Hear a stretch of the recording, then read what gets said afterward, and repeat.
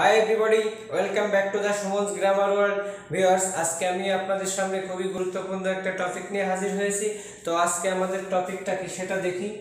Confusion of the phrase. Viewers, confusion of the phrase অর্থাৎ ফ্রেজের মধ্যে যে একটা দ্বিধাদ্বন্দ্ব, অর্থাৎ আপনাকে যদি কোনো ফ্রেজ নির্ণয় করতে বলা হয় তবে আপনি প্রায় noun phrase, adjective phrase, adverbial phrase এবং প্রিপজিশনাল ফ্রেজগুলো গুলিয়ে ফেলেন। তো কিভাবে খুব সহজে এই প্রিপজিশনাল ফ্রেজগুলো বা কনজাংশনাল ফ্রেজগুলো বা অ্যাডভার্বিয়াল ক্লজগুলো শনাক্ত করা যায় এবং এদের মধ্যে যে কনফিউশন কিভাবে দূর করা যায় সেটা নিয়ে আজকে আমি আপনাদের সাথে আলোচনা করব। তো ভিউয়ার্স, আমরা সরাসরি বোর্ডে যাব, তবে তার আগে একটু বলে রাখি, phrase is a group of word which has no subject and finite verb, though they have subject and finite verb but there is no combination between them। অর্থাৎ এই গ্রুপ অফ ওয়ার্ড একগুচ্ছ শব্দ যেখানে সাবজেক্ট এবং finite verb থাকে না, যদিও সেখানে সাবজেক্ট এবং ফাইনাইট ভার্ব থাকে তবে তাদের মধ্যে কোনো কম্বাইনেশন থাকে না। ভিউয়ার্স, লক্ষ্য করুন, this is a wood pencil, এটা হয় একটা কাঠ পেন্সিল। ভিউয়ার্স, উড পেন্সিল এটা দুটো শব্দ, তো অবভিয়াসলি এটা একটা ফ্রেজ। তবে কি ফ্রেজ বা কোন ফ্রেজ সেটা আমরা কিভাবে বুঝবো? Viewers, this is a wood pencil. Viewers, এই দিস এবং উড পেন্সিল এই দুটো জিনিসই কিন্তু একই বিষয়কে নির্দেশ করে। ভিউয়ার্স, ইজ এখানে লিঙ্কিং ভার্ব, লিঙ্কিং ভার্ব। তো ভিউয়ার্স, লিঙ্কিং ভার্বের কাজ হলো সাবজেক্ট এবং অবজেক্টের মধ্যে একটা কম্বাইনেশন করা, অর্থাৎ সাবজেক্ট সম্পর্কে যদি কোনো নতুন তথ্য বা সাবজেক্টের অভিন্ন কোনো রূপ প্রদর্শন করে যে ভার্ব, তাকে লিঙ্কিং ভার্ব বলা হয়। তো ভিউয়ার্স, এখানে দিস নাউন বা সাবজেক্ট, দিস নাউনের ইজ ভার্বের অবজেক্ট হিসেবে কিন্তু এই উড পেন্সিলটা এসেছে। তো ভিউয়ার্স, এটা অবভিয়াসলি দিস এবং উড পেন্সিল যেহেতু একই বিষয়, একই জিনিস, তো অবভিয়াসলি এটা কিন্তু ভিউয়ার্স একটা দিসের সাবজেক্টিভ কমপ্লিমেন্ট, সাবজেক্টিভ কমপ্লিমেন্ট। তো ভিউয়ার্স, সাবজেক্টিভ কমপ্লিমেন্ট বা অবজেক্টিভ কমপ্লিমেন্ট এটা অবভিয়াসলি সবসময় নাউন ফ্রেজ হয়। তো অবভিয়াসলি ভিউয়ার্স, এই সেন্টেন্সে wood pencil noun phrase. Viewers, আমরা সেকেন্ড এক্সাম্পল দেখি। দিস ইজ এ পেন্সিল, এটা হয় একটা পেন্সিল অফ উড অর্থাৎ কাঠের। ভিউয়ার্স, এখানে লক্ষ্য করুন যে এখানে কিন্তু পেন্সিল একটা নাউন। কেন নাউন? কারণ তার আগে একটা আর্টিকেল আছে। তো একটা নাউনের আগেই কিন্তু আর্টিকেল আসে।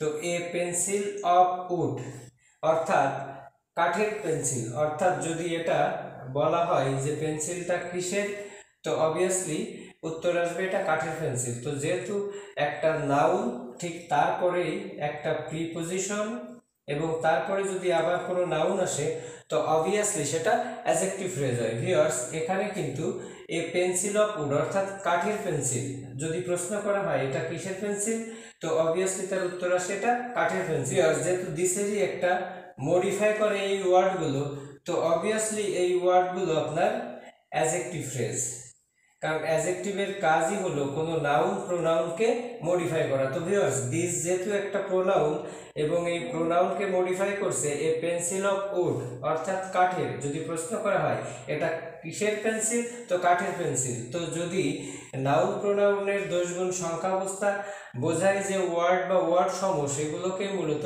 অ্যাডজেক্টিভ বা অ্যাডজেক্টিভ ফ্রেজ বলে। ভিউয়ার্স, আমরা পরের এক্সাম্পলটা দেখব।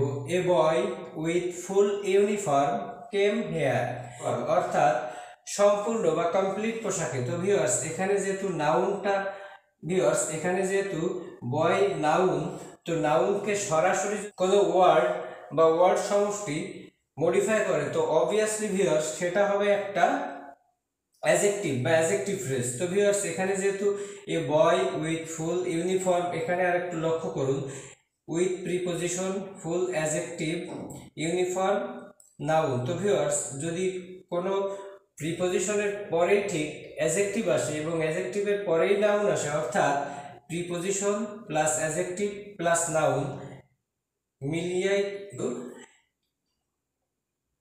অ্যাডজেক্টিভ ফ্রেজ হয়। তো ভিউয়ার্স, যেহেতু এ বয়কে সরাসরি উইথ ফুল ইউনিফর্ম মডিফাই করে, তো অবভিয়াসলি উইথ ফুল ইউনিফর্ম এটা একটা অ্যাডজেক্টিভ ফ্রেজ। ভিউয়ার্স আমরা তারপরের এক্সাম্পলটা দেখি।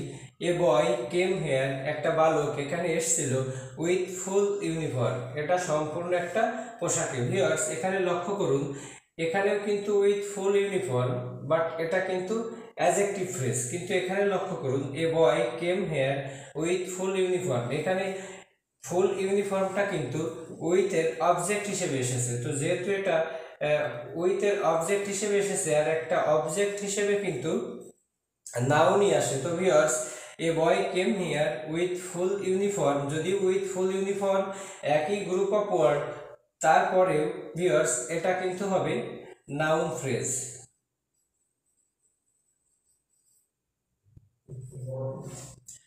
ভিউয়ার্স আমরা পরের এক্সাম্পলটা দেখব। A tree in front of our house is big, অর্থাৎ আমাদের বাড়ির সামনের গাছটি বড়। তো ভিউয়ার্স এখানে লক্ষ্য করুন, এ ট্রি এটা একটা নাউন এবং in front of our house আমাদের বাড়ির সামনেই। ভিউয়ার্স যেহেতু in front of our house সরাসরি এই ওয়ার্ডগুলো এই ট্রিকে মডিফাই করে, অর্থাৎ এই ট্রিটা কোথায়, এই ট্রির অবস্থান নির্ণয় করছে। তো ভিউয়ার্স নাউন প্রোনাউনের সংখ্যা দোষগুণ অবস্থান যে ওয়ার্ড বা ওয়ার্ড সমূহ বুঝিয়ে দেয় তাকেই মূলত অ্যাডজেক্টিভ ফ্রেজ বলে। তো ভিউয়ার্স এটা অবভিয়াসলি একটা অ্যাডজেক্টিভ ফ্রেজ। এখানে লক্ষ্য করুন, a tree in front of our house is big. Viewers এখানে যেহেতু প্রথমে একটা প্রিপোজিশন, তারপরে একটা প্রিপোজিশন এবং মাঝখানে নাউন, তো আমাদের এখানে যে একটা রুল ছিল যে প্রথমে একটা প্রিপোজিশন ঠিক তারপরে একটা নাউন এবং তারপরে একটা প্রিপোজিশন যদি আসে তো ওই group of word obviously prepositional phrase হয়, প্রিপোজিশনাল ফ্রেজ। তো ভিউয়ার্স ইন ফ্রন্ট অফ একই গ্রুপ অফ ওয়ার্ড এখানে আপনার অ্যাডজেক্টিভ ফ্রেজের মতো কাজ করছে এবং এই নিচের সেন্টেন্সটা লক্ষ্য করুন, এটা একটা প্রিপোজিশনাল ফ্রেজের মতো কাজ করছে। ভিউয়ার্স এর মূল যে পার্থক্যটা ছিল সেটা হলো এখানে in front of our house এটা সরাসরি কিন্তু এই গাছকে মডিফাই করেছিল, কিন্তু ভিউয়ার্স এখানে in front of our house is big, এখানে কিন্তু ইন ফ্রন্ট অফ দুইটা পরপর প্রিপোজিশন রেখে এবং তার সাথে এই আওয়ার হাউস কথাটা যুক্ত না থাকায় শুধুমাত্র ইন ফ্রন্ট অফ থাকায় এটা অবভিয়াসলি একটা prepositional phrase. Viewers I saw a tree, আমি একটা গাছ দেখেছিলাম, fallen down on the street. Viewers লক্ষ্য করুন, এখানে এ ট্রি এটা অবভিয়াসলি নাউন, আর নাউনের পরেই fallen down on the street রাস্তার উপর পড়েছিল। ভিউয়ার্স যদি কোনো নাউনের ঠিক পরে কোনো গ্রুপ অফ ওয়ার্ড আসে এবং সেটা যদি ওই নাউনকেই মডিফাই করে, অর্থাৎ fallen down on the street, তার মানে সরাসরি গাছের অবস্থাটা বোঝাচ্ছে যে ওই গাছটা কোথায় পড়েছিল, রাস্তার উপর পড়েছিল। তো অবভিয়াসলি ভিউয়ার্স সরাসরি নাউনকে মডিফাই করার জন্য এটা হবে একটা অ্যাডজেক্টিভ ফ্রেজ। ভিউয়ার্স আমরা লাস্ট এক্সাম্পলটা দেখি। একটা গাছ দেখেছিলাম stood in front our college, দাঁড়িয়েছিল আমাদের কলেজের সামনে। তো ভিউয়ার্স এখানে লক্ষ্য করুন, এ ট্রি নাউন প্রোনাউন বা সাবজেক্ট, আর সাবজেক্টের পরে আসলো ভার্ব স্টুড।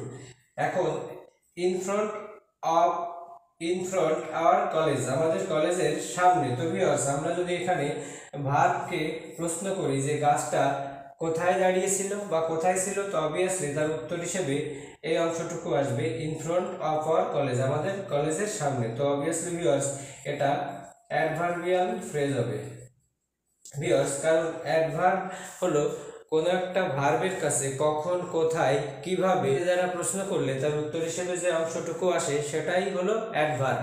আর সেই এই গ্রুপ অফ ওয়ার্ড একগুচ্ছ শব্দ সেটা যদি অ্যাডভার্বের শর্ত পূরণ করে বা ফ্রেজের শর্ত পূরণ করে তো অবভিয়াসলি সেটা হবে অ্যাডভার্বিয়াল ফ্রেজ। তো viewers I saw a tree stood in front our college, in front of our college, এটা একটা অ্যাডভার্বিয়াল ফ্রেজ। ভিউয়ার্স এই ছিল আমাদের কনফিউশন অফ ফ্রেজ। তো ভিউয়ার্স আমি আশা করছি আপনাদের এই ফ্রেজ সম্পর্কে যে কনফিউশন সেটা কিছুটা হলেও দূর হবে। তো আমার ভিডিওটা যদি ভালো লাগে অবশ্যই লাইক, শেয়ার, কমেন্ট করে পাশে থাকবেন, আর আপনি যদি নতুন হয়ে থাকেন অবশ্যই সাবস্ক্রাইব করবেন। ধন্যবাদ।